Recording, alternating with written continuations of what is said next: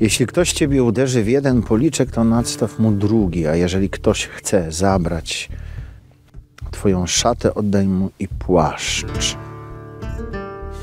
Mówiąc szczerze, tak jak szanuję chrześcijaństwo, tak tego sformułowania nigdy nie mogłem połknąć w całości. Zawsze budziło mój niepokój i zawsze budziło moją niezgodę. Dlaczego to chrześcijaństwo promuje postawy naiwne, postawy bierne, gloryfikuje cierpienie i gloryfikuje w jakiś sposób bezradność. Przecież normalnym odruchem człowieka jest to, że kiedy ktoś go uderzy czy zaatakuje, bronimy się. Zobaczymy, co zakopane jest pod tym arcychrześcijańskim wezwaniem do tego, żeby kiedy ktoś cię uderzy w jeden policzek, złamać schemat reaktywny.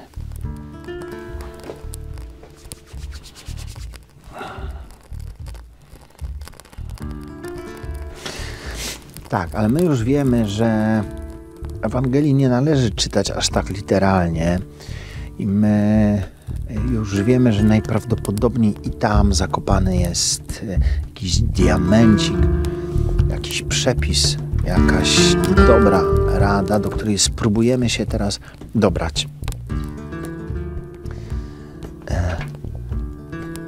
Kiedy ktoś nas zaatakuje, to tak naprawdę co powoduje, że momentalnie chcemy się bronić i od razu chcemy oddać?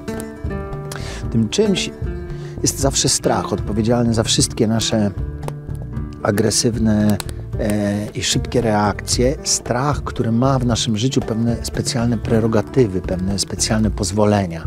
To strach jako jedna z nielicznych emocji jest w stanie wziąć w posiadanie całe nasze ciało i zareagować szybciej niż myśl czy niż świadomość. Popatrzmy, jak funkcjonuje to w sytuacji zagrożenia. Kiedy jedzie na nas samochód, nie ma czasu na myślenie, nie ma czasu, żeby się zastanawiać. Trzeba odskoczyć, trzeba zadziałać instynktownie i za to właśnie odpowiedzialny jest strach. Strach, którego siedliskiem jest umysł gadzi. Umysł gadzi, czyli najgłębsza, najstarsza część naszego umysłu, który działa zawsze tylko w jeden sposób. Potrafi wygenerować 3 rodzaje reakcji. Uciekam,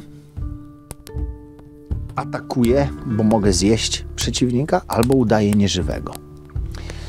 I w sytuacjach prawdziwego zagrożenia życia funkcjonuje to znakomicie. W sytuacjach, kiedy nie ma ani sekundy do stracenia.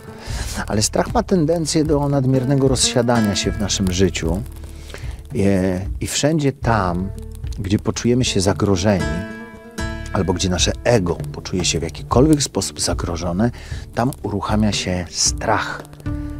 Tam uruchamia się strach, który zawsze, ale to zawsze reaguje w ten sam sposób. Reaguje według pewnego schematu reaktywnego. Strach jest szybszy niż myśl, szybszy niż świadomość, szybszy niż refleksja. Ale czy zawsze jest najlepszym rozwiązaniem? No, zobaczymy.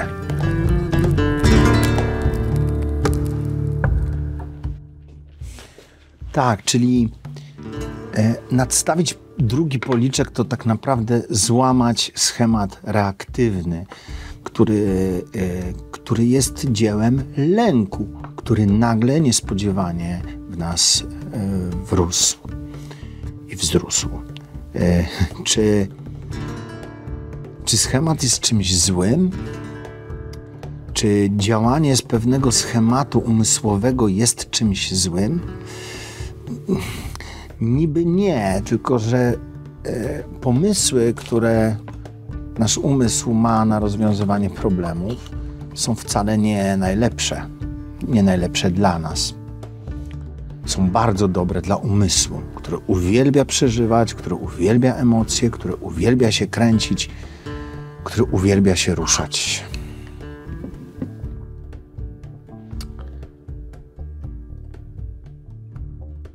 Ale w pewnych kwestiach też jest bardzo leniwy.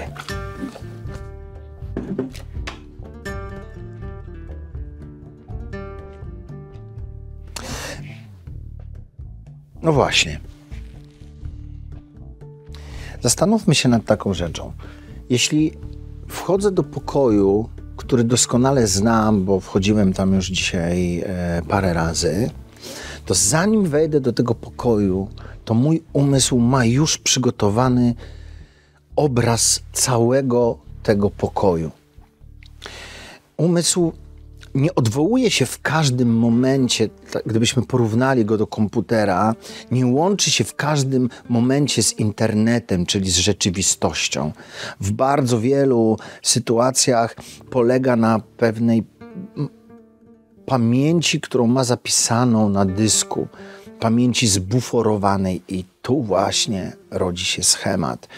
Jeśli wejdę do tego pokoju, zauważę tylko i wyłącznie rzeczy, czy w pierwszej kolejności zauważę rzeczy, które się zmieniły i te rzeczy mój umysł wychwyci.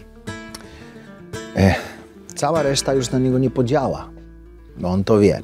W psychologii nazywa się to zjawisko zjawiskiem habituacji, czyli przyzwyczajania się. To jest miejsce, gdzie rodzi się nuda, to jest miejsce, gdzie rodzi się acedia, czyli choroba duszy. Ale co by było, gdyby za tymi drzwiami nagle ukazał się jakiś inny pokój? Przez chwilę stanąłbym jak wryty. Musiałbym nawiązać kontakt z rzeczywistością, złamać schemat postrzegania, gdyż byłaby to dla mnie sytuacja nowa. Mój umysł musiałby wyjść ze swojego postrzegania tego miejsca i zobaczyć, jak ono wygląda naprawdę. Ale czy nie da się tego zrobić z pokojem, który znamy? Zobaczyć go. Tak naprawdę go zobaczyć.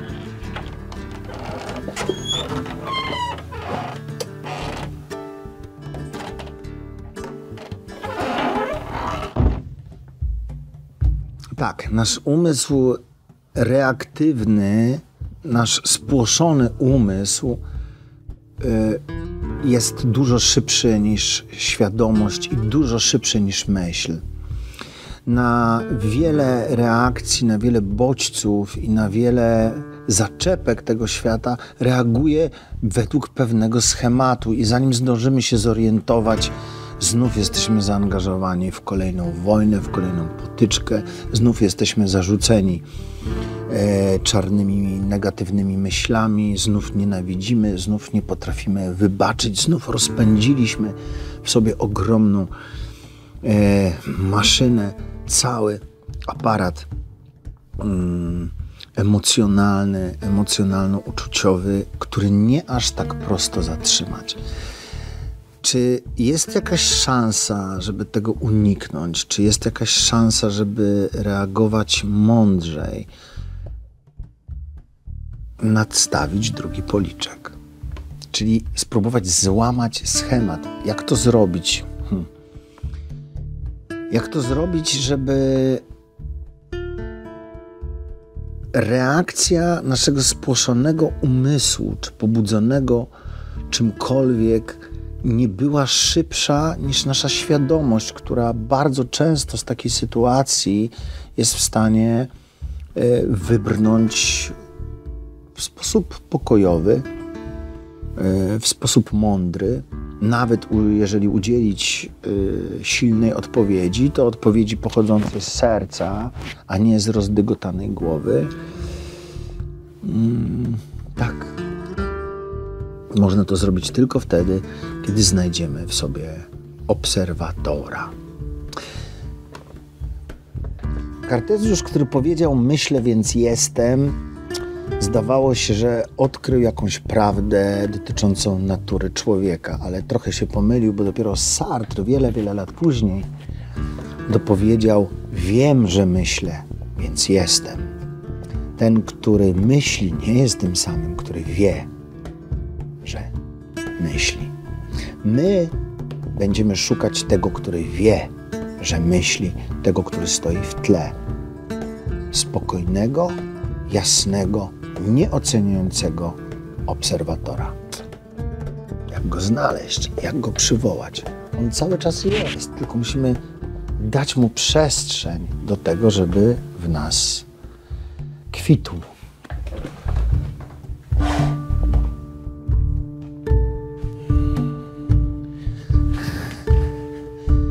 Tak, będziemy więc szukać w sobie czułego narratora, albo inaczej obserwatora, cichego obserwatora, bo cichy obserwator, żeby się pojawił, musi mieć nieustannie kontakt z rzeczywistością. Cichy obserwator pojawia się tylko wtedy, kiedy jesteśmy zanurzeni w rzeczywistości. My niestety mamy tendencję do tego, żeby nieustannie być zanurzonymi w naszych myślach. Myślach o przeszłości, myślach o przyszłości, myślach lękowych, myślach opresyjnych, myślach o zazdrości, myślach o niedostatku.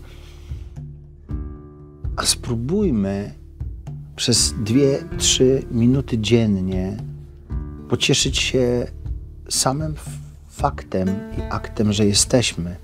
Po prostu jesteśmy, bo jest to akt niezwykle doniosły i cały wszechświat wszystkie swoje grube miliardy lat pracował tylko na to, żeby ta chwila, która właśnie się zdarza, mogła się zdarzyć. Tak bardzo rzadko to doceniamy.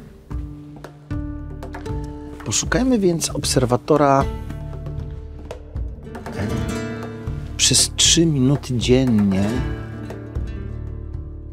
dając sobie czas na to, żeby pobyć w ciszy. Na sekundę odstawić nasz umysł z wszystkimi jego bardzo ważnymi rzeczami. Osłabić nieco zjawisko habituacji, rozglądając się po swoim pokoju, po swoim mieszkaniu, próbując dostrzec wszystkie szczegóły, których nigdy nie dostrzegaliśmy. Starajmy się, żeby nasz umysł był umysłem nieoceniającym. On będzie się nieustannie wdzierał i będzie nieustannie mówił o tym, że ma bardzo dużo ważnych rzeczy do zakomunikowania, do załatwienia, do przemyślenia. Mało tego, będzie nam mówił, że jeśli przestaniemy myśleć o naszym życiu, chociaż na chwilę, to ono się rozsypie. Nic bardziej błędnego.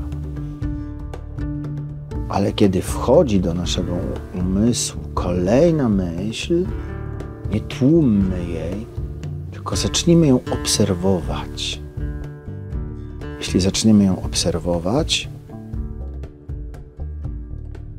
zobaczymy, że jest ktoś, kto może tę myśl w nas zaobserwować. Zobaczymy, że powoli stajemy się przestrzenią, w której pojawiają się myśli. Przebywajmy jak najwięcej i jak najdłużej z tą właśnie przestrzenią. Przyjmując sobie raz dziennie na parę minut wygodną pozycję,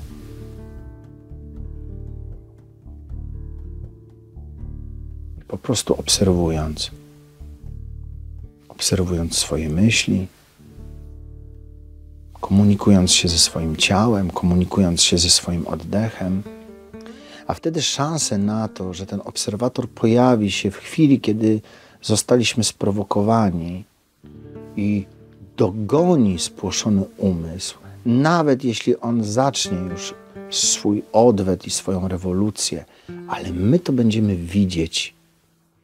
W chwili, kiedy to zobaczymy, zdarza się, znowu idzie przeze mnie fala, to już sam fakt, że to zobaczymy, bardzo te fale osłabia i bardzo nadpobudliwość i nadreaktywność umysłu osłabia. Wtedy możemy zareagować tak, jak reagują na przeciwnika zawodnicy aikido, wykorzystać energię przeciwnika do tego, żeby go przewrócić. Wtedy możemy zareagować świadomie, wtedy możemy zareagować mądrze, wtedy możemy zareagować zgodnie z tym, czego chcemy my i nasza dusza, a nie tylko spłoszony umysł. To jest nasz wstęp do medytacji i to jest nasze zadanie na najbliższy tydzień. Na 3-4 minutki dziennie usiądźmy w ciszy. Nie musi to być absolutna cisza. Posłuchajmy dźwięków, rozejrzyjmy się,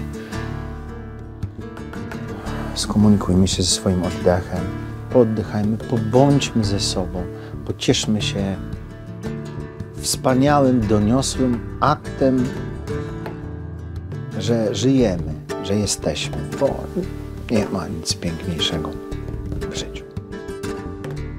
Trzymajcie się.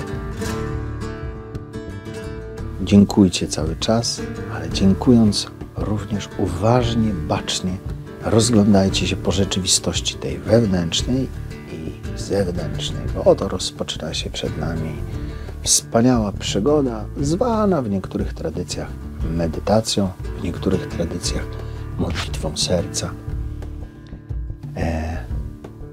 Rzecz piękna, rzecz pożyteczna i rzecz, która pozwoli nam być może w kluczowym momencie wybrać inny rodzaj reakcji, nadstawić drugi policzek, złamać schemat.